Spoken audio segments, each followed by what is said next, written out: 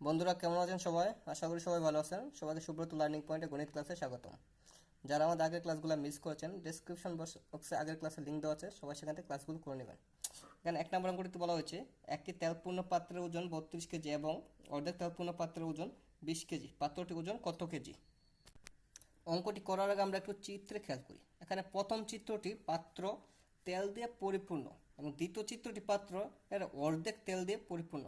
প্রথম চিত্রটির ওজন 32 কেজি এবং দ্বিতীয় চিত্রে যে পাত্রটি আছে এটির ওজন 20 কেজি। প্রথম চিত্রের পাত্রটি তেল এর ওজন 32 কেজি এবং দ্বিতীয় চিত্রটি পাত্র যতটুকু তেল আছে অর্থাৎ পাত্রে অর্ধেক তেল আছে এটি সব 20 কেজি। এখন আমরা যদি প্রথম চিত্রের পাত্রের যতটুকু ওজন এবং দ্বিতীয় চিত্রের পাত্রের যতটুকু ওজন আছে যদি বিয়োগ করি, অর্থাৎ প্রথম চিত্রের পাত্র থেকে দ্বিতীয় চিত্রের পাত্রের ওজন বিয়োগ করি, তাহলে আমরা শুধু অর্ধেক তেলের ওজন পাবো। অর্থাৎ পাত্রের যতটুকু তেল আছে তার অর্ধেক পরিমাণ তেলের ওজনটা পেয়ে যাব। তেলপূর্ণ পাত্রের ওজনকে আমরা লিখতে পারি পাত্রের ওজন এবং সাথে সম্পূর্ণ তেল, অর্থাৎ পাত্রে যতটুকু তেল আছে সম্পূর্ণ তেলের ওজন সমান 32 কেজি। এবং অর্ধেক তেলপূর্ণ পাত্রকে আমরা লিখতে পারি পাত্রের ওজন যোগ অর্ধপূর্ণ, অর্থাৎ পাত্রের অর্ধেক তেলের ওজন 20 কেজি। এখন আমরা যদি বিয়োগ করি তাহলে হবে অর্ধপূর্ণ, অর্থাৎ অর্ধেক তেলের ওজন ওজন সমান সমান 32 থেকে 20 বিয়োগ দিলে 12 কেজি। এখানে অর্ধপূর্ণ মানে হাফ অংশ, 2/1 অংশের ওজন। যারা বিয়োগটি বোঝেন নাই কিভাবে হাফ অংশ হলো তাদের জন্য আমি এখানে বিয়োগটি করে দেখালাম। এখানে সম্পূর্ণ অংশ অর্থাৎ 1 অংশ এবং অর্ধেক অংশ অর্থাৎ হাফ অংশ, তাহলে 1 বিয়োগ 2/1। এখানে 2 এবং 2 একটি 2 বিয়োগ 1/1, তাহলে হলো 2 থেকে 1 বিয়োগ করলে 1, তাহলে হলো 2/1। এবার আমরা একটু প্রশ্নের দিকে খেয়াল করি। প্রশ্ন আমাদের চেয়েছে পাত্রটির ওজন কত কেজি। আমরা এখানে পেয়েছি অর্ধপূর্ণ তেলের ওজন 12 কেজি। আবার এখানে অর্ধেক পূর্ণ অর্থাৎ পাত্রটি যখন তেল দ্বারা অর্ধেক পূর্ণ থাকে তখন তার ওজন দাঁড়ায় 20 কেজি।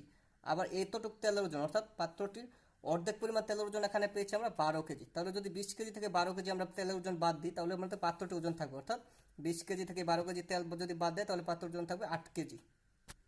অতএব পাত্রটির ওজন 20 বিয়োগ 12 সমান 8 কেজি। অঙ্কটি সবাই বুঝতে পারলে কমেন্ট বক্সে জানাবেন, আর কারো যদি বুঝতে অসুবিধা হয় তাহলে জানাতে পারেন কমেন্ট বক্সে। 2 নম্বর অঙ্কটিতে বলা হয়েছে কোন সংখ্যা 2/1 অংশের সাথে 6 যোগ করলে যোগফল সংখ্যাটি 3/2 অংশের সমান হবে। যেহেতু আমরা সংখ্যাটি জানি না, অর্থাৎ সংখ্যাটি একটু অজানা সংখ্যা, এই জন্য আমরা ধরবো সংখ্যাটি ক, ধরি সংখ্যাটি ক। তাহলে প্রশ্ন হতে দাঁড়ালো, এখানে বলছে সংখ্যাটি 2/1 অংশের সাথে 6 যোগ করলে, তাহলে সংখ্যাটি 2/1 অংশ। সংখ্যাটি যদি ক হয় তাহলে সংখ্যাটি অর্থাৎ এর এই জন্য গুণ এর 2/1 অংশ, যেন গুণ 2/1 অংশ হয়। এরপর বলছে এর সাথে 6 যোগ করার জন্য, এই জন্য 6 যোগ করলাম। 6 যোগ করার পর এরপর বলছে যোগফল সমান সমান যোগফল, বলছে সংখ্যাটি 3/2 অংশ। সংখ্যাটি যেহেতু ক ধরছি তাহলে এর 3/2 অংশ বলছে এটি 3/2 অংশের সমান হবে।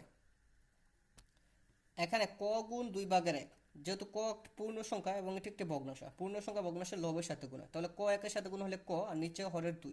এখানে যোগ 6 সমান আবার এটিও ক পূর্ণ সংখ্যা, এটি ভগ্নাংশের লব 2, তাহলে 2 এর সাথে ক গুণ করলে 2 ক আর নিচে 3 এর 3। এরপর আমরা এটি ভগ্নাংশের যোগের কাজ করবো। এই জায়গায় যোগের কাজ যদি করি, এখানে একটি পূর্ণ সংখ্যা এখানে একটি ভগ্নাংশ, পূর্ণ সংখ্যার সাথে ভগ্নাংশ যদি যোগ করি তাহলে ভগ্নাংশে হর আর পূর্ণ সংখ্যা গুণ হয়ে যায়, তাহলে 6 দুগুণে 12 গুণ হয়ে এটি লবের হয়ে যায়, তাহলে 6 দুগুণে 12 আর বাকি সব ঠিক আছে, যোগের যোগ, ক এর ক নিচে 2 এর 2, আর এখানে হচ্ছে 2 ক ভাগ 3। এবার আমরা আর গুণন করবো, অর্থাৎ বাম পাশে ভগ্নাংশের লবের সাথে ডান পাশে ভগ্নাংশের হর এবং বাম পাশে ভগ্নাংশের হরের সাথে ডান পাশে ভগ্নাংশের লব গুণ করব। তাহলে যদি গুণ করি 3 ক 3 12 36 সমান 2 2 গুণে 4 ক। এবার আমরা একটি পক্ষান্তর করে নিলাম, অর্থাৎ বাম পাশে এটা ডান পাশে, ডান পাশে এটা বাম পাশে। যেহেতু আমরা ক এর মান বের করবার, ক এর মানটা এখানে 4 কটা বড়, এই জন্য এটি যেহেতু ডান পাশে আছে আমরা এটি বাম পাশে আনার জন্য পক্ষান্তর করলাম।